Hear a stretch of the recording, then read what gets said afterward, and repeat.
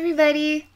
So I wanted to make a video today. I don't really know what I want to make this video about. I've been making a lot of just channeled messages with spirit, so we're kind of learning through the story experience, but it's nice too to just talk about stuff. So what is a good topic for us to just talk about, you know? Well, I'll just tell you. Right now I'm doing a fast.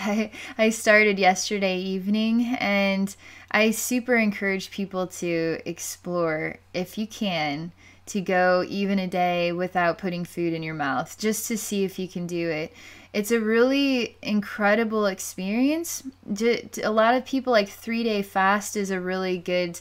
I've only been able to do a 3-day fast one time, and it was so enlightening for me.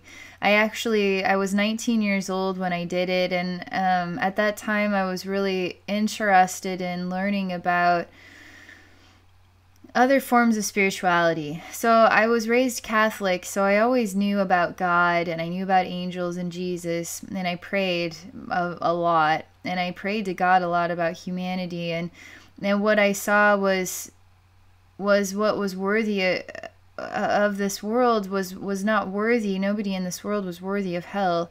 I didn't feel even the most evil people were worthy of hell, and I was always talking to God about this, about what was the truth about good and what was the truth about evil, and what was the value of evil in this world and what was the value of good, and how do we manifest a world that is purely good, that has no chaos at all.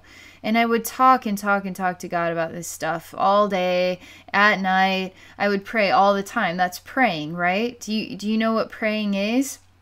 Praying is simply, I want to talk to the spirit realm. I want to talk to love itself. And you just simply go there. You simply just open your heart to love and you just start talking. It's like talking to yourself.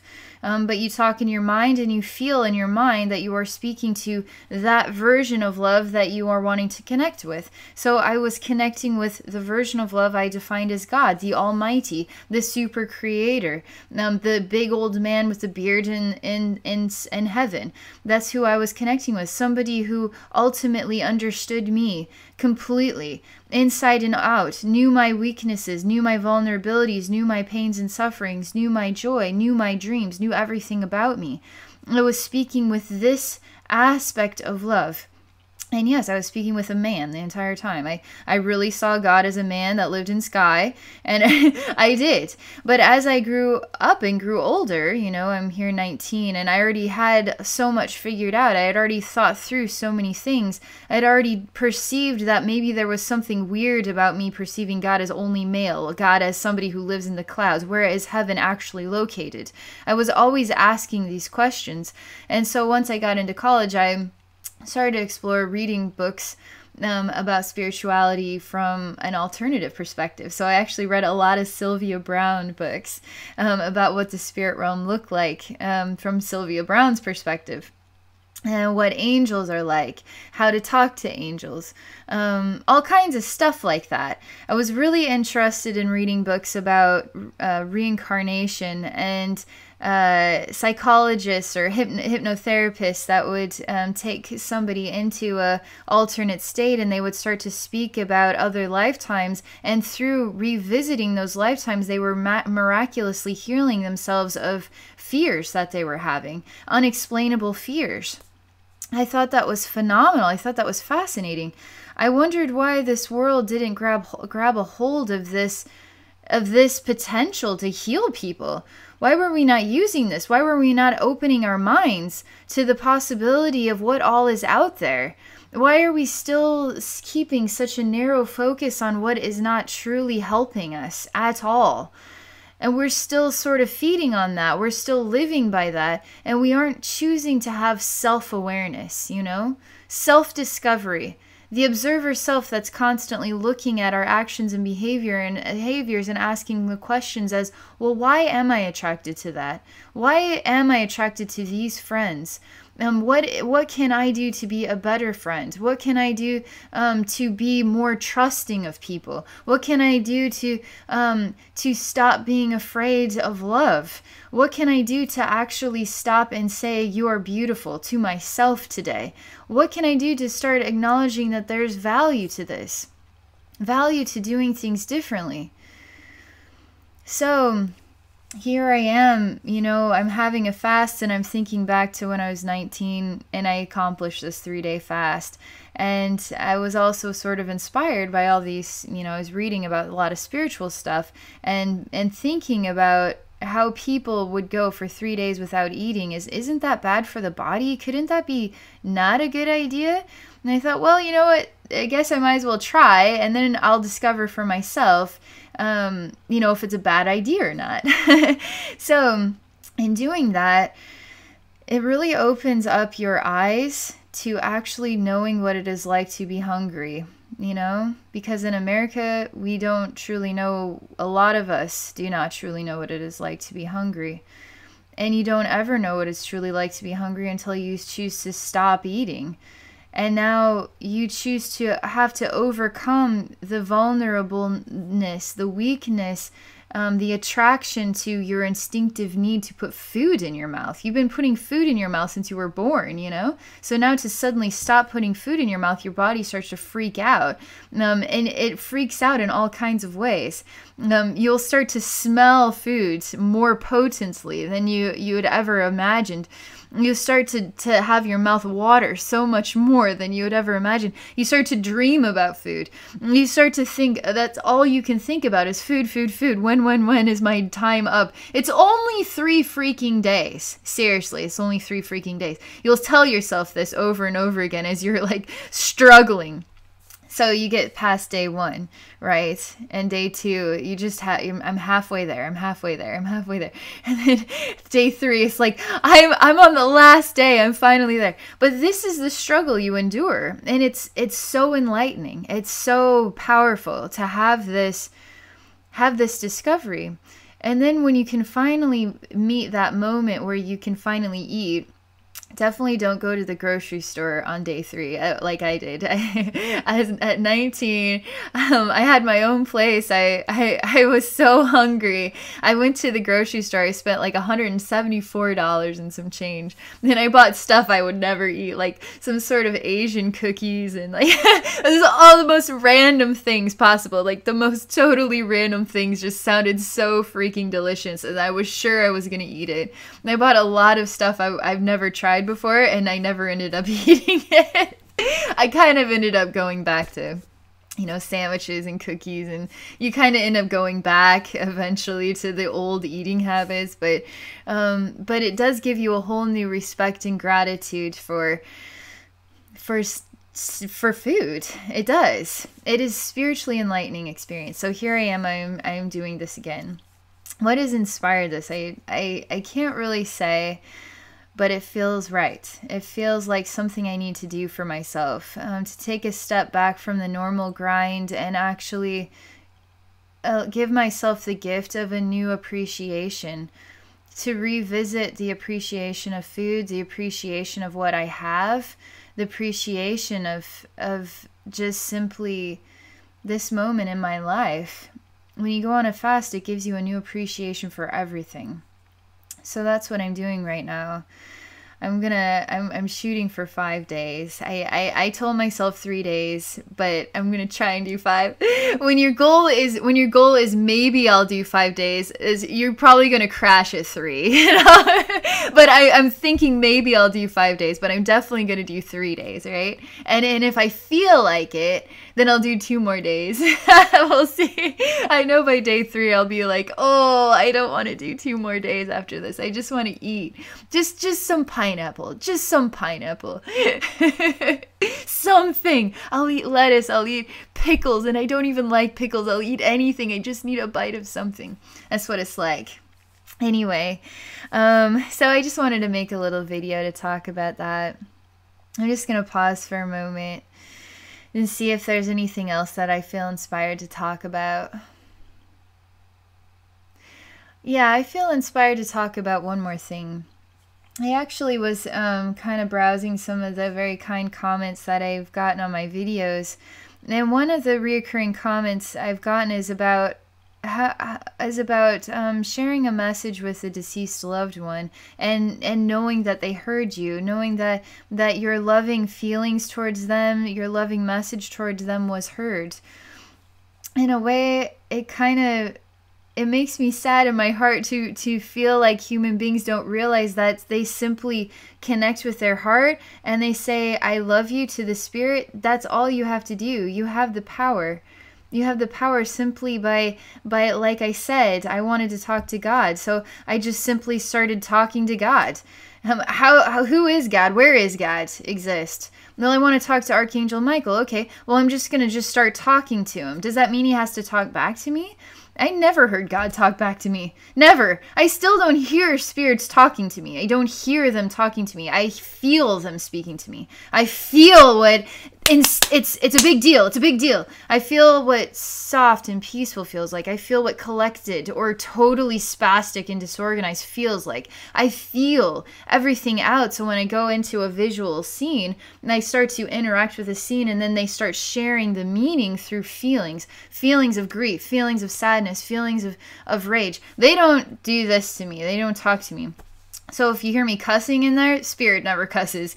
Abby cusses. Abby feels the intensity, and the intensity feels like a lot of cuss words right now.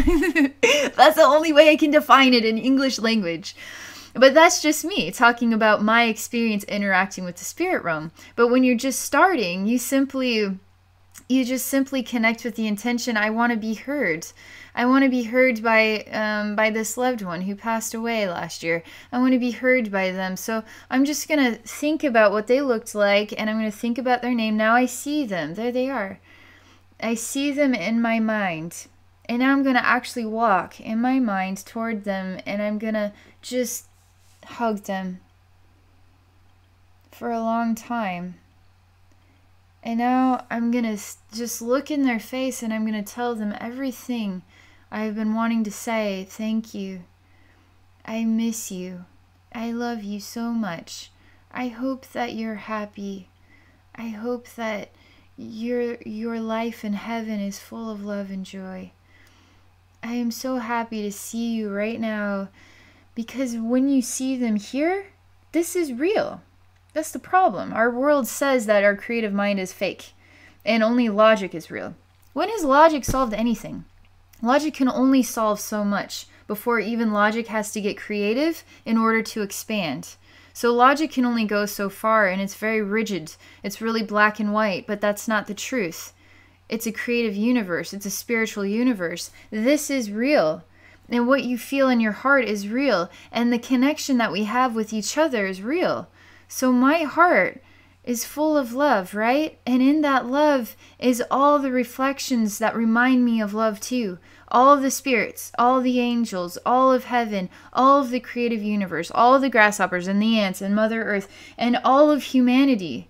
I didn't come here because I hated people. I didn't come here so I could close myself off from the world. I came here so I could interact, so I could be a part of the love that I wanted to feel when I came to Earth. And then to share that love with others in some way that I feel inspired to share it, right? So you'll either be inspired to receive it or not, but in your heart is still a spark of my love. It's still a spark of all the loves in the whole universe. And the loves of those family members that passed away are still a part of your heart. They never left you. That's always what comes up. When I do a session for deceased loved ones, there's always some ringing bell of a reminder in there in some way, shape, or form to let that person know that this love, this soulmate, is never truly left. It's the illusion of our world. You have to see there's a human world, right? We all feel the human world, and we feel separated from a spirit world, but we're not. We're connected to the spirit world all the time. It brings you back to, what is the purpose of a 3-day fast? I want to understand myself. I want to become expanded in self-awareness. I want to feel a deeper meaning. I want to give up food as a gift of love, to inspire more love to grow on this planet. I'm actually doing it for a cause. People do this. I'm going to give up food and nourishment for myself and I'm going to share this as a gift that will manifest love across the globe. How is that possible? How is it possible that I could give up food and that it would just manifest love across the globe? How does that happen? Again, that's a human mind feeling disconnected from a spiritual universe. Intentions are powerful. Love is powerful. I want love to exist on this world, on this planet, within every human heart. Do you feel like if you were to say a statement like that, it wouldn't actually manifest anything? It wouldn't actually do anything? What is the point of prayer then? What is the point of saying, God, I really ask that you help every human being on this earth. Fill their hearts with love. Fill their hearts with love. Fill this world with love. Fill our sky with more rainbows and more sunny days. Inspire change in this world. Help us to learn how to become more a part of love than we were before. Help us. This means something. This is your soul speaking to all the other souls on this planet, sharing your spark of love, igniting the souls, igniting the air, igniting the energy of creation. You are powerful. You are powerful. You're powerful in love. You're powerful in your heart. You're powerful in your intentions. You're powerful in spirit. And you're a powerful human being too. I am a powerful human being. I'm going to say no to food. I'm going to do it for maybe 5 days. I'm definitely doing it for 3, though. I will do it for 3. I have the power. I have the power to say no to food for 3 days. I know I have that power. I can do it. But do I have the power to say no to food for 5 days? I'm yet to discover whether or not I have the power. Am I a failure if I don't have the power to do it for 5 days and only the power to do it for 3? That is up to you to decide, and that is up to me to decide. But I'll be proud of myself no matter what I do, even if I only get through 1 day. At least I tried, and I'm learning about myself through trying. And then when I push myself beyond the limits, now I'm truly discovering what I am made of, what I am capable of, you see? It's all an intermixed conversation, right? It's an intermixed conversation about the human world versus the spirit realm, and then intermixing them together, right? We're all here together in body and in spirit. Yeah? Anyway, I think that's a good message for today. I will let you know if I can do it or not. We will see. We will see. That's the exciting part of life. We don't know if I will be able to do it or not until we get there. And then when we discover what the answer is, we learn from it. We learn about ourselves. We learn about Abby. We learn about fasting. We learn about all this stuff. It's cool. It's called the magic and the mystery of life. And it's fun to not know the future. It's fun to discover it through actively living. And then the future is the present that opens itself up to you, right? It's fun. All right. Anyway, that's it.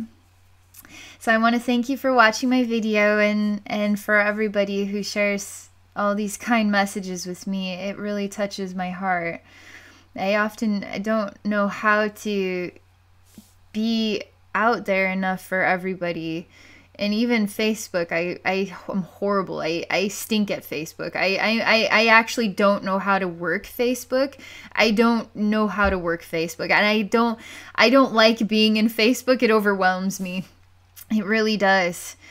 I got things to work on, right? I got to work on that stuff. What is really truly overwhelming me about it, you know? This is me asking myself questions so that I too can grow, so that I can too become more than I was before. So I just want to say thank you to you all. It means a lot. Thank you very much. And just to mention it too, if you haven't been out there, if you haven't checked out my new booking calendar, you should go visit me at my website at abbynormalswisdomquest.com. I spent a lot of time on this, and I officially have a booking calendar out there. So you can actually schedule a date and time to have a session with me. And I'm still doing the private recorded video sessions, or we can do a live Zoom meeting session. All sessions are scheduled in Zoom meeting. So if you want a private recorded video, just forget about Zoom meeting. I can't force it to not schedule it, but I will just do it as a private video. So it's just totally hooked up with live Zoom meeting, which is actually kind of, I like it better than Skype. You can record in the meeting session.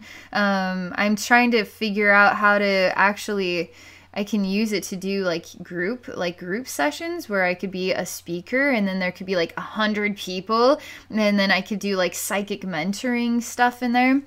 Every, one day at a time, but it's hooked up to Zoom meeting, so I'll tell you that. And also I put some coupon options out there, so that way everybody who wants to try out a service will get 15% off, and then anybody who's had a service but would like a follow-up one for using my new booking system, definitely use that first time coupon, so that way you can get 15% off as well. So anyway, again, it's abbynormalswisdomquest.com. Thank you for watching, and I wish you all a happy rest of your weekend.